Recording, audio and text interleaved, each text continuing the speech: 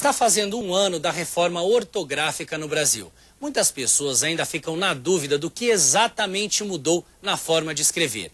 E uma grande parte se pergunta se era necessário essa mudança. E para falar e esclarecer essas e outras dúvidas, nossa convidada é Ângela Mari Gusso, que é professora do curso de Letras da PUC aqui do nosso estado. Ângela, muito bom dia, obrigado por ter aceito o nosso convite. Ângela, me diga uma coisa, o porquê? Era necessário realmente essa mudança ortográfica? Bom, eu considero que sim. Existe isso, uma certa discussão no meio acadêmico, mas há uma grande parte dos estudiosos que consideram que sim, que foi interessante ter havido essa unificação da ortografia. Porque o que acontece com a língua portuguesa, ela era a única língua do mundo ocidental que possuía duas grafias oficiais. Uma grafia usada por nós brasileiros, então uma grafia do português aqui da América, e uma grafia seguida pelos outros 7 países onde a língua portuguesa é a língua oficial. Então, Portugal, Moçambique, Angola, Guiné-Bissau, esses países, então, seguiam a ortografia utilizada por Portugal.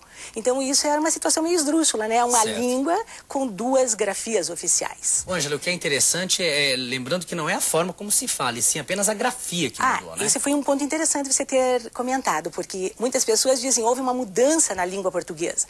Não, a língua não mudou. O que mudou foi a forma de grafar algumas palavras, porque essa unificação da ortografia, veja, estou até chamando de unificação, porque foi para ajustar as diferenças que havia na forma de escrever de Portugal e na do Brasil.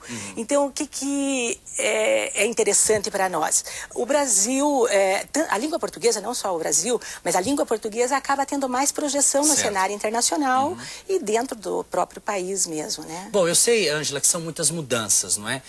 Mas eu gostaria, assim, que você destacasse duas que as pessoas percebem mais.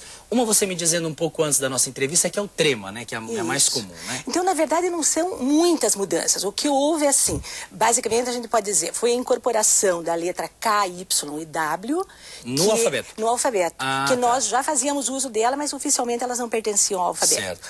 Houve a queda do trema, que então, o trema não existe mais. Não existe mais. Então, 50, aquelas coisas, não tem mais trema. 50, linguiça, frequente, tranquilo, nós vamos continuar pronunciando dessa forma, porque você veja, não mudou a forma de falar.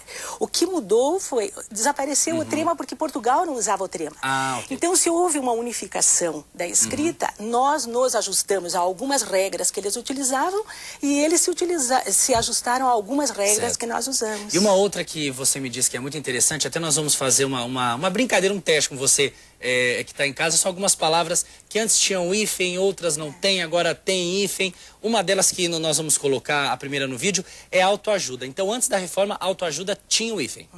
E agora? Então, o que acontece? Palavras que têm um prefixo terminado com uma vogal e a palavra seguinte começa com vogal diferente, elas desaparecem o hífen. Então, agora autoajuda é junto. Por quê? Porque auto termina com O e ajuda começa com A, são vogais diferentes. Certo. Já, por exemplo, micro-ondas. Micro é o prefixo, termina com O. Ondas começa com O. Então, vai um hífen para separar. Resumindo é assim, vogais diferentes...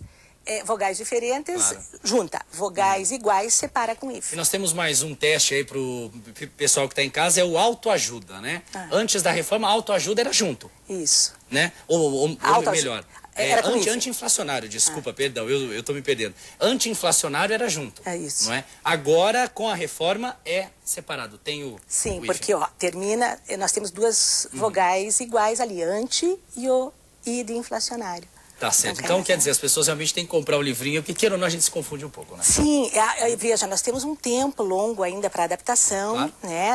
Isso só vai ser... Hoje estão coexistindo as duas formas. Isso foi iniciado em 2009, mas nós teremos até 2012 tempo necessário para ir ajustando. Tá certo. Ângela, muito obrigado por ter aceito o nosso convite. Um ótimo dia. Obrigada, igualmente. Obrigado.